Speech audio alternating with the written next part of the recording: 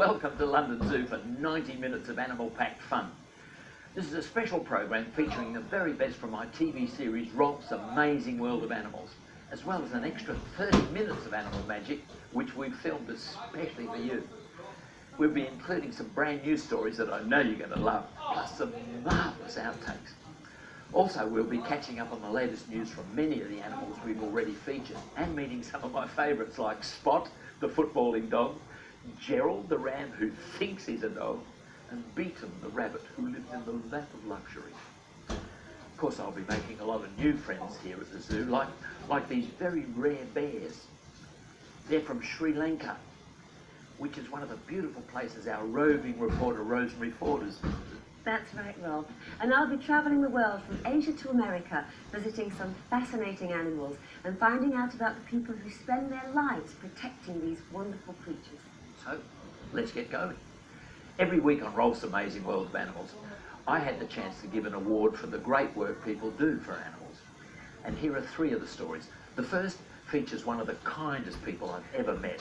He's a welder from Bolton, and he devotes all of his spare time to caring for hedgehogs.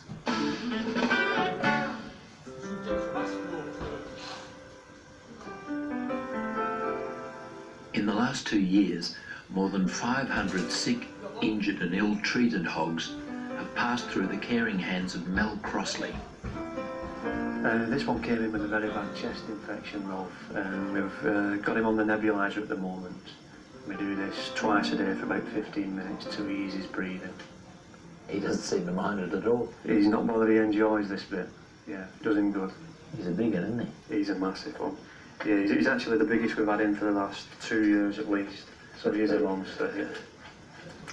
Yeah, I think he's had enough of it, Rolf. He's fed up. Yeah, he is, he's fed up with that, definitely.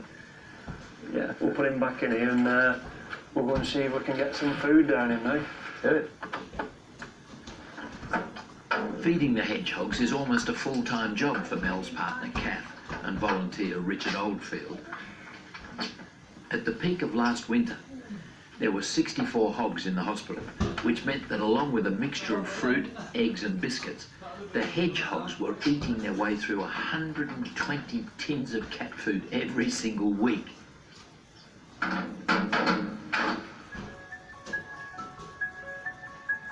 This little chap's about 4 weeks old, and he came to us last night. He's only been a guest with us for a night at the moment, but he came in dehydrated. He has actually got teeth, so he is on solid meats, but we do as well feed him on milk occasionally as well. He's a little rascal, isn't he, that one? Yeah. He's getting a bit restless. I think we should give him something to eat now. Okay, what? Yeah. We'll give him the goat's milk. But it is important, it is goat's milk and not cow's milk. The cow's milk will cause severe diarrhea and possible death in young hedgehogs. Okay, so how do I feed him? It's just a matter of getting a little hedgehog paws over your front finger and in his mouth with a syringe. Oh, isn't it beautiful? Yeah, lovely, aren't they? And then what, he'll smell it? You know, if you just force your way just under his lips, and there he goes. Yeah, and a little bit in there. And nice and easy. And just a little bit at a time? Just a little bit at a time, you should see him swallowing, yeah. He's nice. Oh, he's loving that, yeah, he's hungry. Look at that, he's run out, he's run his course at the end of it. That's it, he soon got rid of that, didn't Isn't it beautiful? How can people ill-treat these little things? I know, it's unbelievable. We have got the particular one here, which is a bit ill-treated. Yeah, he was in quite a state when he came in, this one. He was kicked about by some lads, which took a chunk out of his right forehead here. Unfortunately, that's healing up quite nicely. He's got a bit of a runny nose at the moment too. Yeah, he's still on the bony side. I'm having trouble concentrating now because this one's finished and he wants to move on to the next step, which is what? What do we do with him now? Well, put him on the scales, Rolf, and see what weight he weighs in at. What's he weigh? And he weighs a massive 90 grams. 90 grams. And how big can they get? How heavy? Well, in the winter time, before winter, we'd make sure that they're well over 600 grams before we release them. If they were under that weight, it was just impossible to survive hibernation. As night falls, 3 lucky hogs are ready for release. I gather you put all your pay packets, both of you, into it, plus the membership. Yeah. What motivates you?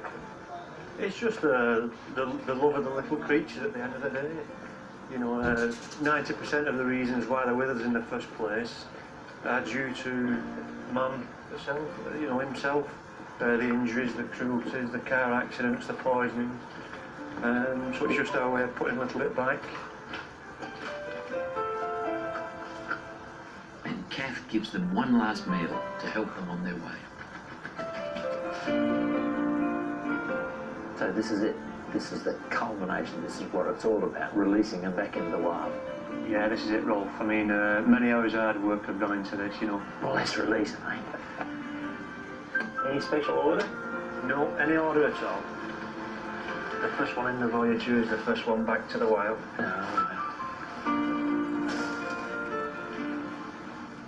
And there you go.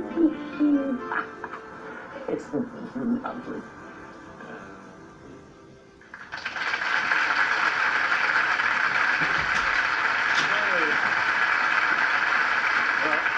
Mel and Kath, it's so nice to see you again. You brought a hedgehog each in with you. Now, we made that film 4 months ago. How's the little one that I was feeding? Well, believe it or not, Rolf, this is the actual hedgehog. This is it? This is him, yeah. He's put a heck of a lot of weight on now and he's due for release shortly. And what about the one you were giving the oxygen to? He made a full recovery and he was released along with about 7 or 8 more hedgehogs in the same spot as earlier on. Yeah. I know you couldn't do any of this without this lovely Kath with you. Kath, who have you brought in? Well, this hedgehog's called Wild Thing. He's only got 3 legs because he did get his leg fast in some paving stones in a lady's garden. And the time we got to him, we couldn't do anything, so we have to have his leg down the stairs. Can you turn him up so have a look? Can you see him? He's showing you. Oh, sorry. Now, what's the best thing you should do if you come across a hedgehog? If you come across a hedgehog at night time, there's no real problem because they're nocturnal. Just leave them? Just leave them, yeah. But if you come across one during the daylight, especially in the hot sunshine, you know, they are in trouble. Take them in and contact your nearest vet or rescue centre. Mel and Kath, listen, you do a fantastic job. I'd just like to present you with our very first award, the Amazing World of Animals Award to Mel and Kath Crossley. There you go. Thank you.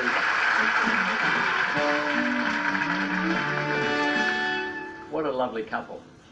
The good news is that all the hogs we saw have been released back into the wild, except for Wild Thing, you know, the 3-legged hedgehog. He's been adopted by a kind neighbour. Now, take a look at this fella.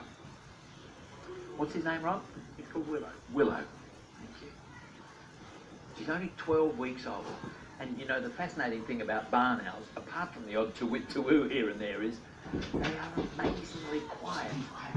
Which is more than I can say for this next bunch of birds. We gave Steve Nichols our Rolf's Amazing World of Animals award for the work that he does with parrots.